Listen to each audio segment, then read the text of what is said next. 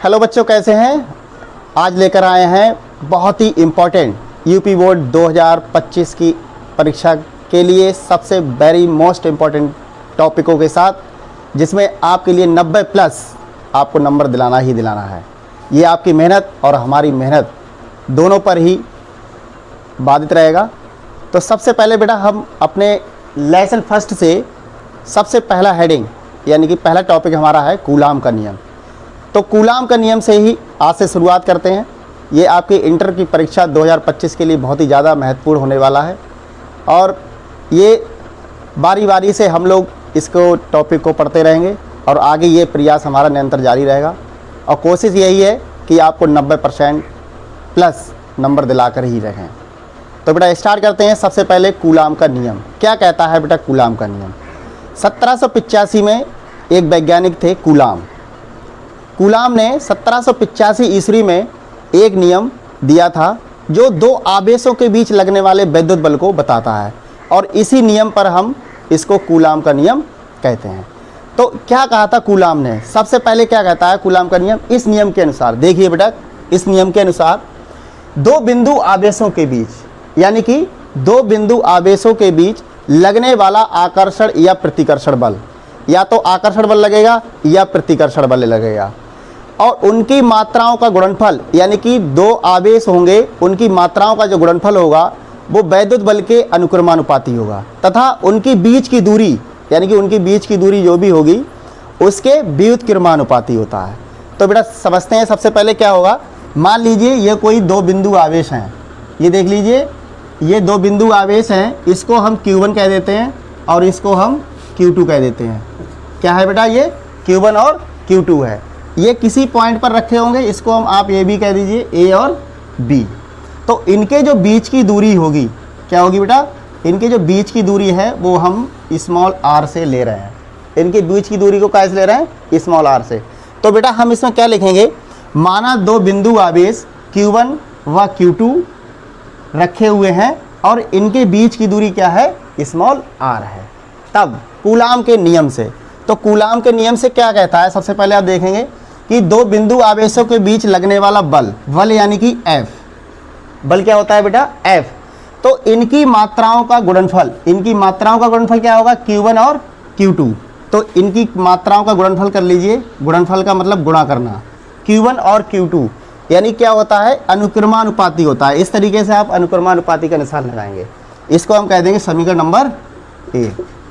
फिर दूसरी कंडीशन क्या कहता है कि लगने वाला आकर्षण या प्रतिकर्षण बल, उनके बीच की दूरी का मतलब यानी कि स्मॉल r दे रखा है बेटा। क्या दे रखा है? Small r।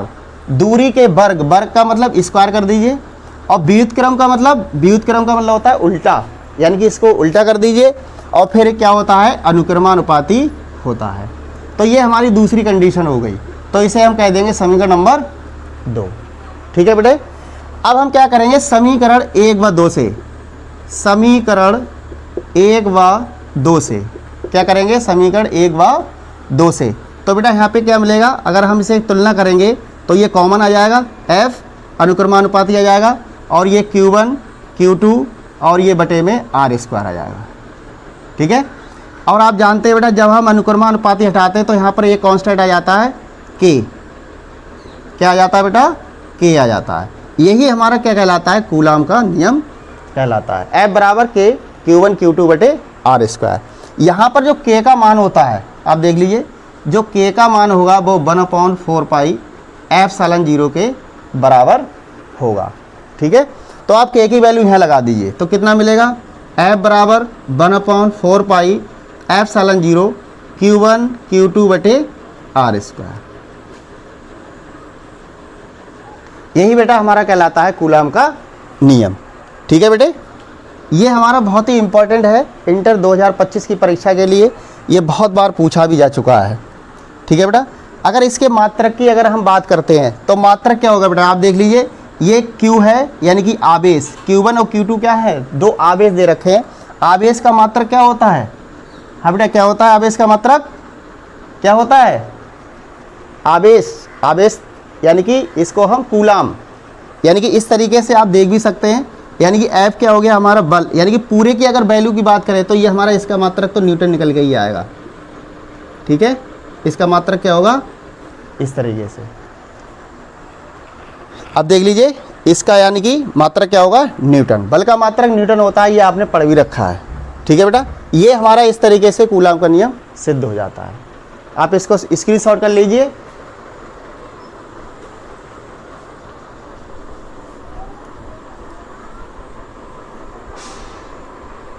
ठीक है बेटा, स्क्रीनशॉट कर लिया होगा।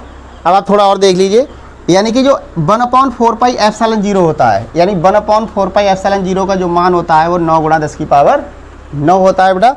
और इसका जो मात्रक देखेंगे वो न्यूटन मीटर स्क्वायर प्रति कूलाम स्क्वायर।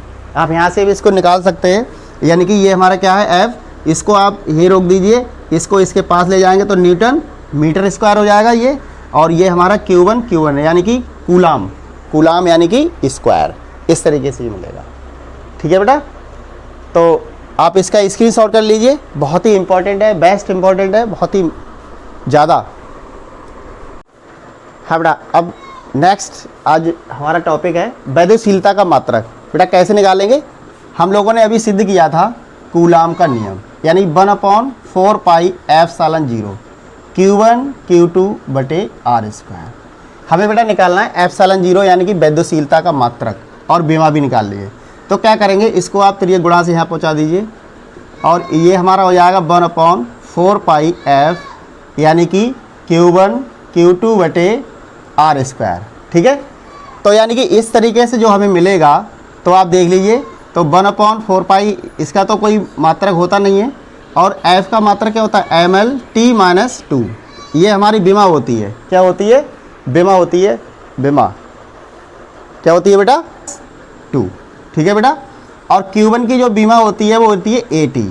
तो यानी इस तरीके से आप इसको AT निकाल देंगे, और बटे में r² यानी कि L², यानी कि दूरी की जो बीमा होती है वो L² होती है।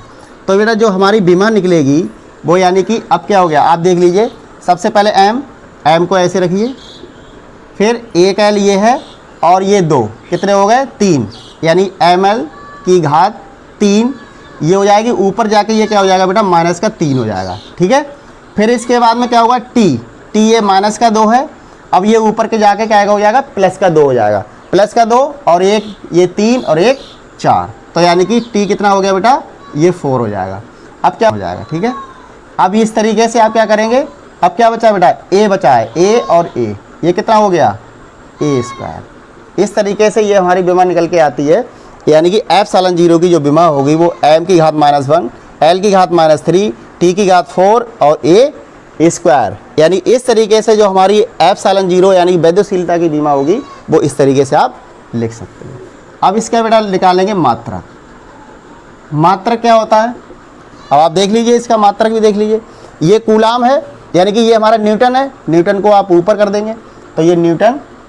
सबसे पहले क्या होगा बेटा एप्सिलॉन 0 का निकालना है, बल का मात्रक क्या होता है न्यूटन, यानी न्यूटन की घात -1, इस तरीके से आप लिख सकते हैं। ठीक है, फिर क्या करेंगे, यानी कि दूरी ये दे रखी है, यानी दूरी को आप ऊपर ले जाइए तो मीटर स्क्वायर हो जाएगा, और ये कूलाम स्क्वायर हो जाएगा, यानी कि कूलाम स्क्वायर, और ये मीटर -2। ठीक है बेटा, तो इस तरीके से ये हमारा मात्रक निकल आएगा एप्सिलॉन 0 यानी कि विद्युशीलता का मात्रक। ठीक है बेटा, आज के लिए यहीं तक, और बाकी नेक्स्ट वीडियो में फिर मिलेंगे, तब तक के लिए जय हिंद जय भारत।